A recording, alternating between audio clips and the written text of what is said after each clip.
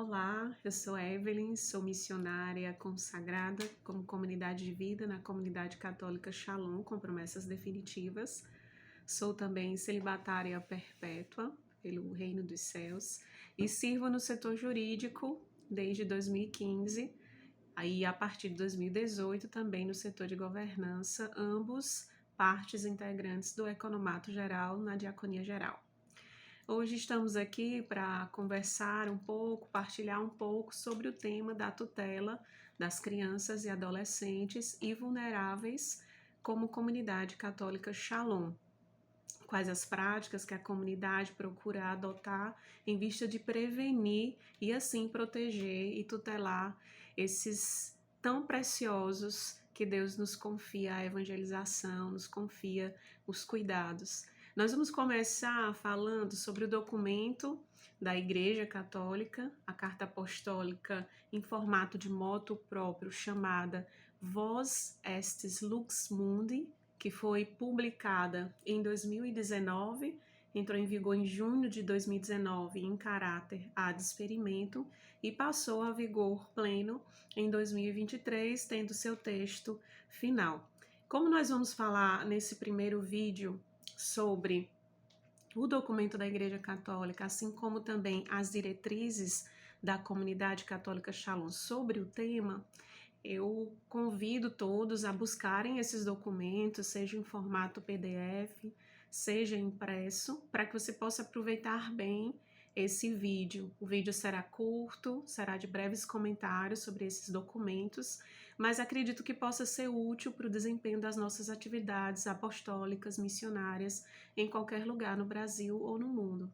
Então, eu peço que você solicite esse documento, providencie esse documento para acompanhar, que pode ser do celular. As diretrizes da comunidade estão publicadas no comshalom.org e o documento da igreja você encontra facilmente no site do Vaticano.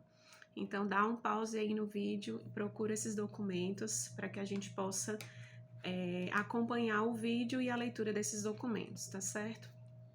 Então, como eu falei para vocês, o documento, a Carta Apostólica Vos Estis Lux Mundi, foi publicada em maio de 2019 e entrou em vigor em junho de 2019, sendo que em 2023 ela recebeu uma atualização da Igreja Católica e assim passou a vigorar com um texto permanente.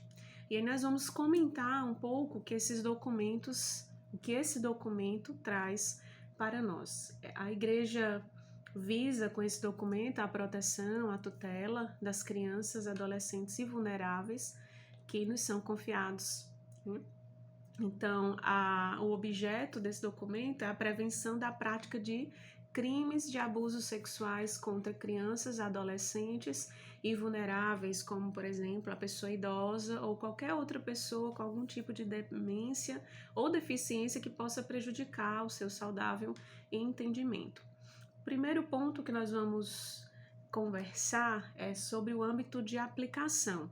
No artigo 1º, em seu parágrafo 1º, você pode ler acompanhando aqui comigo, a norma diz: estas normas aplicam-se nos casos de denúncias relativas a clérigos, a membros de institutos de vida consagrada ou de sociedades de vida apostólica e aos moderadores de as associações internacionais de fiéis reconhecidas ou erigidas pela Sé Apostólica, concernentes. Então, aqui, já nesse caput do parágrafo 1º, nós vemos que nós estamos incluídos como associação privadas internacionais de fiéis, né?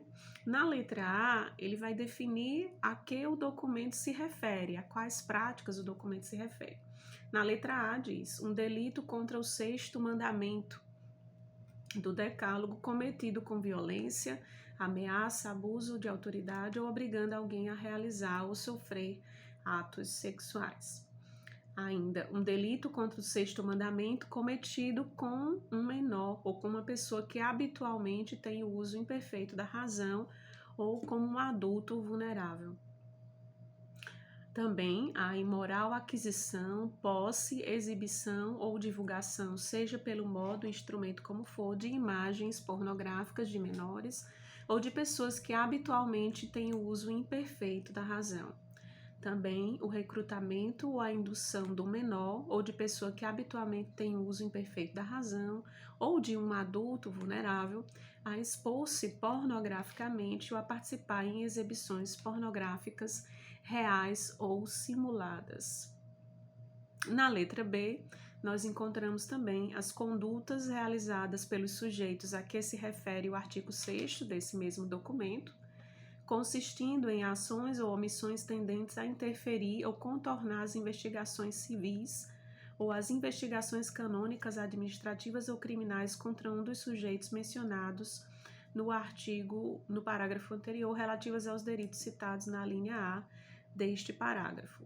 Então, assim, o âmbito de aplicação desse documento da Igreja é no que diz respeito à prevenção das práticas de qualquer ofensa ligada ao sexto mandamento, em especial às crianças, adolescentes e vulneráveis. Nós vemos também, já no artigo 2º, as definições desses conceitos importantes para que a gente saiba distinguir o que é um menor, o que é um adulto vulnerável, o que é considerado material pornográfico. Então, nós vamos partir dessas definições que estão no documento da Igreja. Em primeiro lugar, também é importante destacar que o documento é destinado a todos aqueles que servem na Igreja, de uma maneira particular aos sucessores de Pedro, aos bispos, aos padres, a todos os clérigos, mas também a nós, missionários consagrados, membros da comunidade.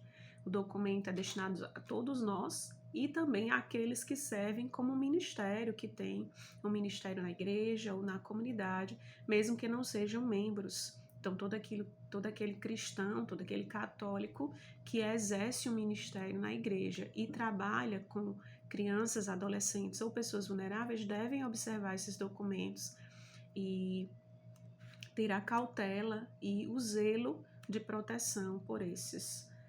E aí nós passamos então para as definições contidas no parágrafo 2º. Quem é um menor? Menor é toda pessoa com idade inferior a 18 anos. É equiparada ao menor a pessoa habitualmente com o uso imperfeito da razão. Então, assim, aqui, se nós olharmos para a legislação brasileira, nós vamos verificar que são absolutamente incapazes, através do artigo 3º do nosso Código Civil, todos os menores de 16 anos. Então, a incapacidade absoluta, isto é, para todo ato de validade jurídica, ele necessita de um representante, que via de regra são os pais. Na ausência dos pais, de algum representante legal, ou definido por lei, ou por um processo judicial. Também a incapacidade relativa, nós temos no artigo 4º do Código Civil Brasileiro, são relativamente incapazes a certos atos ou a maneira de os exercer, os maiores de 16 anos e os menores de 18. Então, segundo a lei brasileira, também apenas é maior de idade aquele que tem mais de 18 anos. Consideramos também os ébrios habituais e os viciados em tóxico. Então, podemos dizer que com a certa perda da consciência, essas pessoas também são consideradas vulneráveis pela legislação brasileira. Aqui nós cuidamos delas em nossas casas de promoção humana, especialmente quando trabalhamos com moradores de rua, em pessoas em situação de rua, que podem ter e cair em alguma dessas situações, ou que são alcoólatras, ou que fazem uso constante de droga, de maneira que possa prejudicar o seu entendimento, o seu consentimento. Então, qualquer tipo de abuso a essas pessoas seria considerado dentro do âmbito de aplicação desse documento. Aqueles que, por causa transitória ou permanente, não puderem exprimir a sua vontade, aqui está bem claro, os pródigos. Então, voltando lá para a definição de menor. Aqui nós lemos a definição que está no documento, que é um documento da igreja, aplicado universalmente. Falamos um pouco sobre a legislação brasileira e como nós nos encontramos como missionários em diversos países, nós temos que estar atentos à legislação civil de cada país para a previsão da incapacidade relativa, absoluta e com a maioridade civil, estarmos atentos. Pode ser que em algum desses casos a maioridade seja apenas adquirida aos 21 anos. Então, se assim for, teria que ser considerado como menor na lei civil, porque esse documento da igreja, ele precisa se adequar em cada país à legislação civil. Então, tenham atenção a isso, como também àquilo que a lei civil, no país em que você se encontra servindo como missionário, prevê para as pessoas que são consideradas vulneráveis, ou nesse quesito aqui que a legislação da igreja prevê, que esse documento da igreja prevê. A definição de adulto vulnerável no documento, na letra B do parágrafo 2º toda pessoa em estado de enfermidade, deficiência psíquica ou física ou de privação da liberdade pessoal ou de fato, mesmo ocasionalmente, limita sua capacidade de entender ou querer e, em todo caso, de resistir à ofensa. Então, aqui já comentamos, eu vou passar para a letra C, que traz o conceito do material de pornografia infantil. Qualquer representação de um menor, independentemente do meio utilizado, envolvido em atividades sexuais explícitas, reais ou simuladas, e qualquer representação de órgãos sexuais de menores para fins libidinosos ou de lucro. Ou de lucro. Então, aqui nós temos bem definido o âmbito de aplicação dessa legislação, também as pessoas às quais estão destinadas e o serviço. Então, nós percebemos que os nossos serviços, como missionários da comunidade de vida, comunidade católica Shalom, em nossos centros de evangelização, em nossos eventos e também nossas casas de promoção humana, estão completamente compreendidos aqui dentro. E aí nós passamos a tecer também alguns comentários do que esse documento traz. Desculpe, antes disso, também é importante mencionar a definição que o Estatuto da Criança e do Adolescente aqui no Brasil traz a respeito da criança. Então, no artigo 2º, você pode conferir a seguinte definição. Considera-se criança, para os efeitos desta lei, a pessoa até 12 anos de idade incompletos, e adolescente, aquela entre 12 e 18 anos. Nos casos expressos em lei, aplica-se excepcionalmente este estatuto às pessoas entre 18 e 21 anos de idade. Então, aqui só para complementar sobre a definição do menor. Então, o documento, ele traz como se dá o recebimento das denúncias por parte da igreja, isto é, a comunicação à Santa Sé, como deve ocorrer, através de quais órgãos. Ele também traz a necessidade de segurança, integridade, confidencialidade dos dados das pessoas envolvidas. Quando a gente vai pensar sobre quem pode denunciar, nós podemos conferir o artigo 3º no parágrafo 2º do documento Vos Estes Luz Mundi, e aí diz que qualquer pessoa, especialmente os fiéis leigos que ocupam cargos ou exercem ministérios na igreja, podem apresentar uma denúncia referente a um dos fatos elencados no artigo 1º, servindo-se das modalidades citadas no artigo anterior de qualquer outro modo apropriado. Então, aqui nós vemos que todos nós temos o dever de comunicar à igreja, à comunidade, no nosso caso, sempre que tomarmos conhecimento de algum fato relacionado a uma ofensa sexual cometida a uma criança, adolescente ou idoso. Nesses casos, nós estamos restritos, assim, de uma certa forma, mais diretamente, não restrito de um todo, né? Mas diretamente falamos para aqueles serviços que são executados por nós como comunidade, como membros de comunidade, ou de que participamos na diocese, colaboramos com a diocese, e bem como em tudo aquilo que acontece em nossas estruturas, sejam de nossos centros de evangelização, casas de retiro, casas de promoção humana, ou eventos em que realizamos em outros lugares que são de nossa responsabilidade. Então, tanto o fato cometido por algum membro nosso, como também algo que ocorra em nossas estruturas ou sob a nossa responsabilidade. Esse é o âmbito de atuação e qualquer pessoa pode vir a denunciar.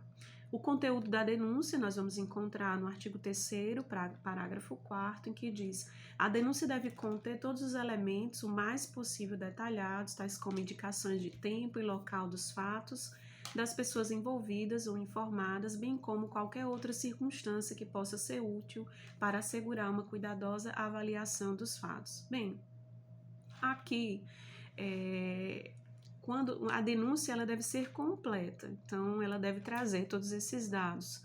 A pessoa que recebe a denúncia, que pode ser qualquer um de nós, missionários, e na comunidade, nós vamos ver mais à frente a quem nós devemos levar, nós devemos tratar com toda discrição, com sigilo, também entendendo que a pessoa que está sendo acusada, que será investigada, ela deve ser tratada com uma presunção de inocência da nossa parte, porque ainda estamos em fase de investigação e não já desde então como uma pessoa culpada, uma vez que toda e qualquer pessoa também pode ser vítima de calúnia, ou isto é, a imputação de um fato criminoso de maneira falsa.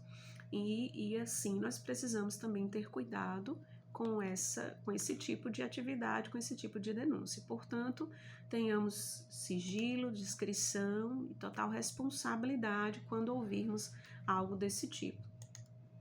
A pessoa que faz a denúncia, ela deve ser protegida, ela está também amparada por um certo sigilo profissional. Também o documento, no artigo 5º, ele traz os cuidados necessários às pessoas envolvidas, seja a pessoa que é denunciada ou a pessoa que supostamente sofreu a ofensa. Lembrando que o denunciante pode não ser a pessoa que sofreu a ofensa, pode ser uma outra pessoa que procure e tenha visto, tenha presenciado ou tenha também ouvido da pessoa ofendida. Então aqui há o denunciante, há a pessoa ofendida, há o ofensor ou possível ofensor. Todas elas devem ser tratadas com devido respeito, sigilo, confidencialidade e responsabilidade da nossa parte. Então o documento da igreja prevê alguns cuidados. Nós vamos aqui ler e comentar o artigo 5º. No parágrafo 1º diz que as autoridades eclesiásticas empenham-se a fim de que sejam tratados com dignidade e respeito quantos afirmam que foram ofendidos, juntamente com as suas famílias, e proporcionam-lhe em particular. Primeiro, acolhimento, escuta e acompanhamento, inclusive através de serviços específicos, a assistência espiritual, a assistência médica, terapêutica e psicológica de acordo com cada caso específico. No parágrafo 2º, por sua vez, como a gente já havia comentado, ele traz a tutela da boa fama e a privacidade de todas as pessoas envolvidas, bem como a confidencialidade dos dados que já comentei. Ao tratar do processo e quanto tempo deve durar o processo de investigação, o documento solicita que as pessoas envolvidas, os responsáveis por receber a denúncia, tratar os dados, ouvir as pessoas envolvidas, trate e realize o processo com toda a integridade e imparcialidade, ou seja, não pode haver conflito de interesses. O documento vai definir as pessoas competentes para ouvir e recepcionar. Então, no caso de uma igreja local, o bispo, e ele vai citando outros órgãos da igreja. No caso da comunidade, é um moderador geral, que nesse caso delega para assistência missionária e a comissão de tutela de menores. No outro vídeo, mais à frente, quando nós formos falar do documento de diretrizes da comunidade, nós comentamos mais detalhadamente sobre isso.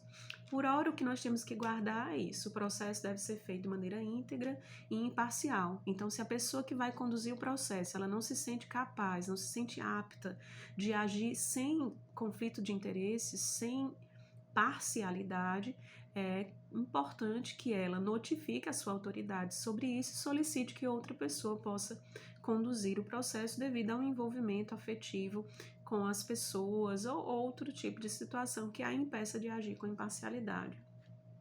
É importante sempre ter o cuidado da escuta do menor, quando for possível, ou do vulnerável, que quando eu falo menor, eu me refiro à criança e adolescente, ou do vulnerável, que são todas as outras pessoas incluídas aqui dentro, como nós já vimos na definição.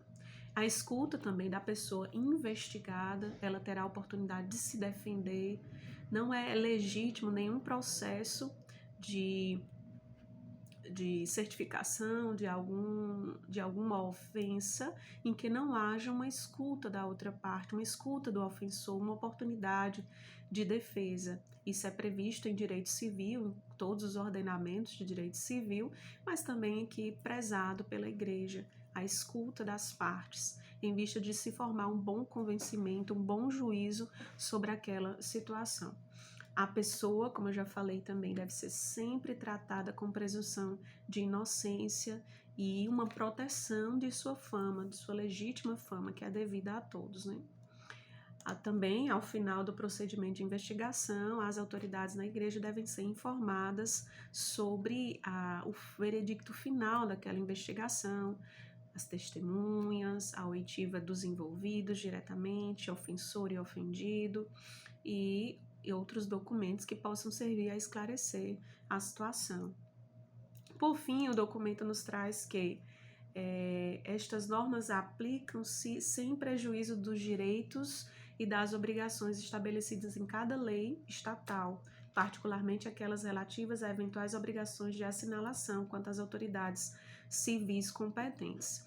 Aqui eu chamo a atenção, especialmente quando nos encontramos em outro país que não seja o Brasil, uma vez que ainda, como membros da comunidade, nós somos em nossa maioria missionários de nacionalidade brasileira. Então, a lei brasileira, ela já faz parte, de uma certa forma, mesmo que não tenhamos um conhecimento profissional do assunto de direito, mas nós já estamos envolvidos naquela esfera cultural, legal, e é mais fácil reconhecer o que devemos ou não fazer. Então, assim, quando nos encontramos em outros países, acredito que esse ponto deve ser um ponto de enculturação da nossa parte, conhecimento da legislação local. E nesse ponto aqui, o conhecimento da legislação relacionada à criança, adolescente ou vulnerável. Então, aqueles que se encontram servindo em outros países, cabe aprofundar na legislação local sobre esse tema. E aí nós teremos que observar o direito da igreja, observar as diretrizes da comunidade e observar também a legislação civil. O direito canônico, ele não entra em conflito com o direito civil, ele absorve o direito civil.